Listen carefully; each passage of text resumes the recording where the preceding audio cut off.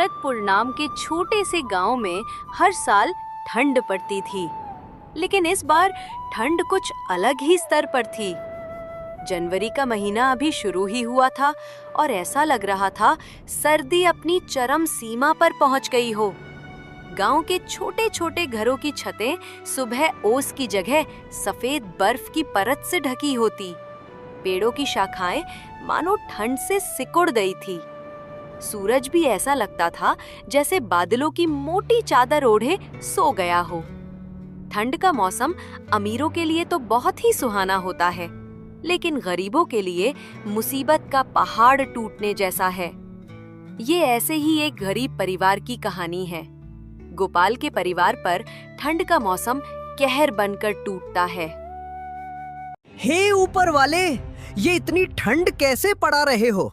इतनी ठंड में तो घर से निकलना भी मुश्किल हो गया है। लगता है इस बार ठंड कुछ ज्यादा ही बढ़ गई है। सच में ऐसी ठंड तो पहले कभी नहीं देखी। बाहर जाने का तो मन ही नहीं करता। ठंडी हवा बदन को चीरती हुई निकलती है। हाँ मीरा, और देखो सूरज भी जैसे मानो लुका छुपी खेल रहा है। दिन भर कोहरा छाया रहता है। लगता है कि ठंड और बढ़ती चली जाएगी। सच में इस बार ठंड ने तो सबकी हालत खराब कर दी है। तुम बाहर कैसे जाओगे?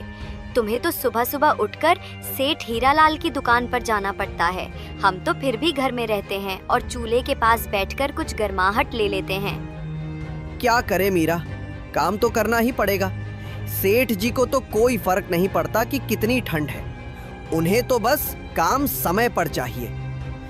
अच्छा मीरा, तो अब मैं चलता हूँ, नहीं तो मालिक फिर से गुस्सा करेंगे। गोपाल एक चाय की दुकान पर चाय बनाने का काम करता था, जहां उसे बहुत कम पैसे मिलते हैं और उसके परिवार का गुजारा बस किसी तरह से चल रहा था। दौलतपुर गांव में हर साल सर्दी का मौसम आता था, लेकिन इस बार ठंड कुछ ज्यादा ही भयानक थी।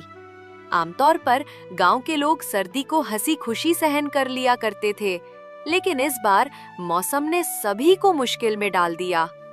ठंडी हवाओं के साथ साथ आसमान में घने बादल छाए रहते, जिससे दिन भर धुंध का माहौल बना रहता था। गांव का चौपाल, जहां आम दिनों में लोग बैठकर बातें किया करते थे, अब सुनसान पड़ा था। ठंड ने हर किसी को घर में कैद कर दिया था। अंकुश के पापा, आज घर में बहुत थोड़ा सा आटा है। बस 2 ही रोटी बन पाई है। एक रोटी मैंने आपके लिए बांध दी है, दिन में खा लेना। बच्चों को आधी आधी रोटी खिला दूंगी।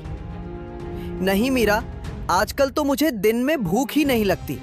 वो दिन छोटा होने लगा है ना, इसलिए मैं तो दिन में चाय पीकर ही अपना काम चला लूंगा। आज मालिक सैलरी देंगे तो शाम को आते वक्त मैं राशन लेता आऊंगा।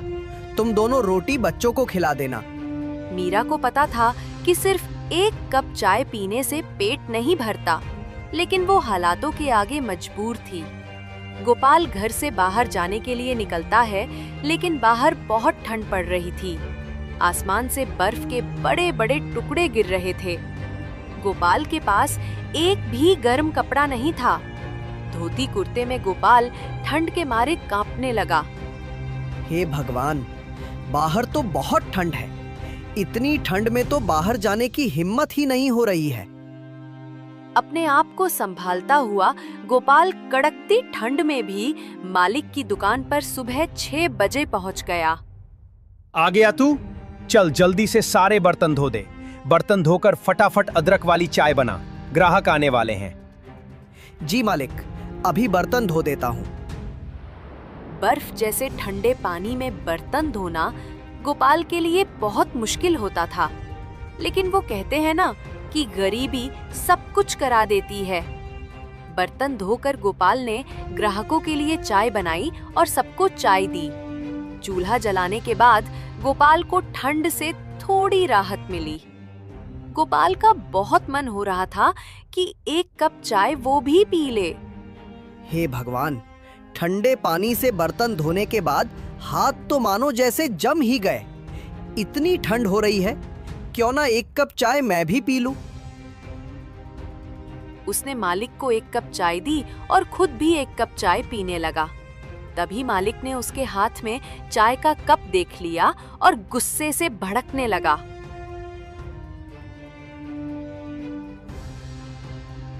ये क्या गोपाल, तुम्हें यहाँ चाय बनाने के लिए रखा गया है या चाय पीने के लिए?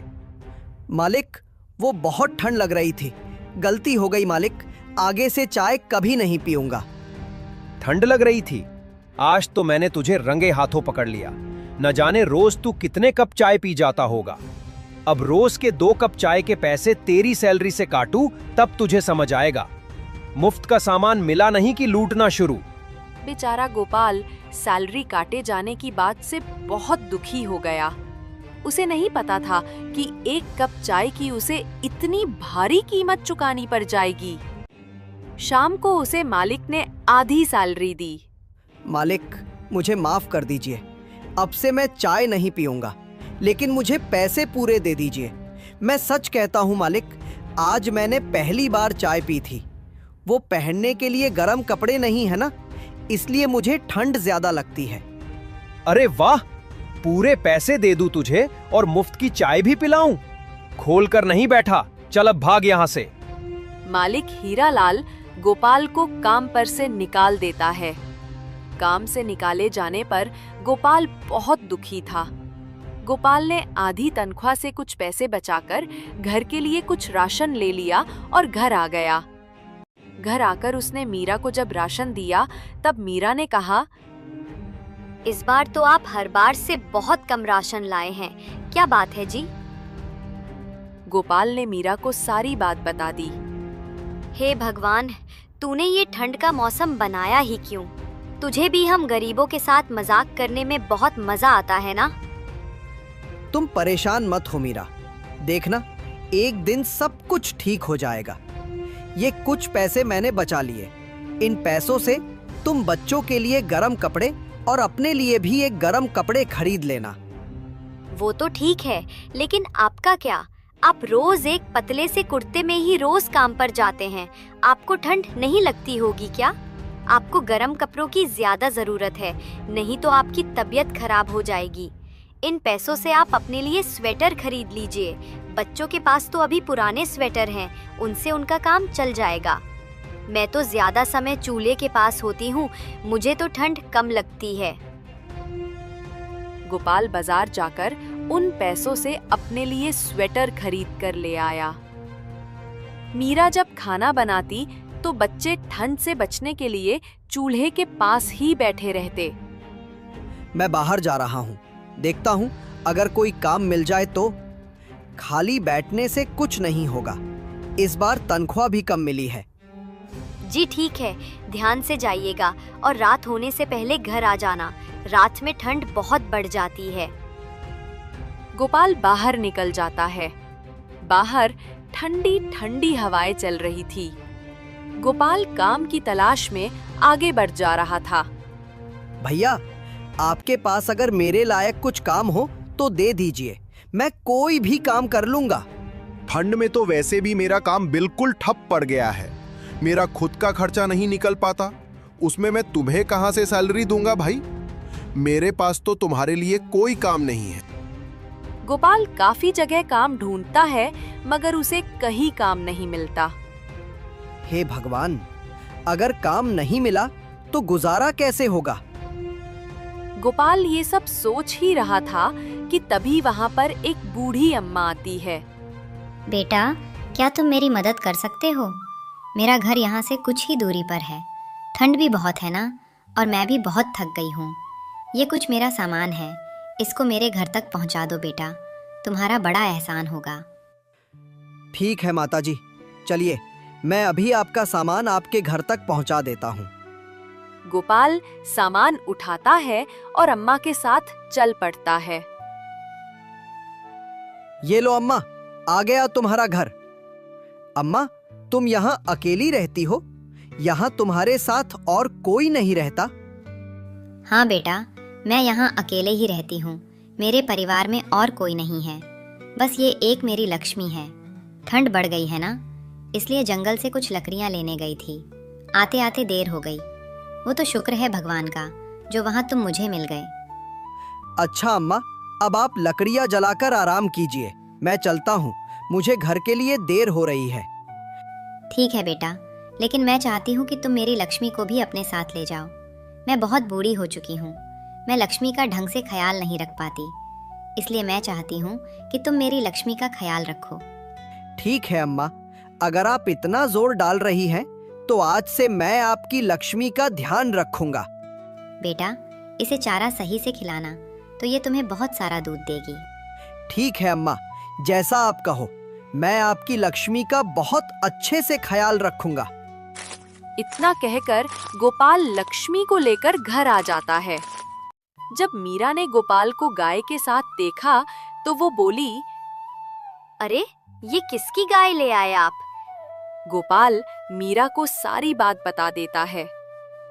बस इस तरह अम्मा ने इस लक्ष्मी को मुझे दे दिया और कहा उसका बहुत ध्यान रखना।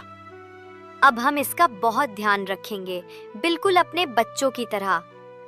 मीरा, रात तो होने वाली है, मैं सोच रहा हूँ कि लक्ष्मी के लिए कुछ हरी हरी घास ले आऊं। रात में अगर लक्ष्मी को भूख लगी तो हमारे पास उसे खिलाने के लिए कुछ भी नहीं है। जी हाँ, आप जल्दी से लक्ष्मी के लिए कुछ खाने को ले आइए। गोपाल जंगल की ओर निकल जाता है और लक्ष्मी के लिए ढेर सारा चारा लेकर घर पहुंचता है और लक्ष्मी को खिला देता है।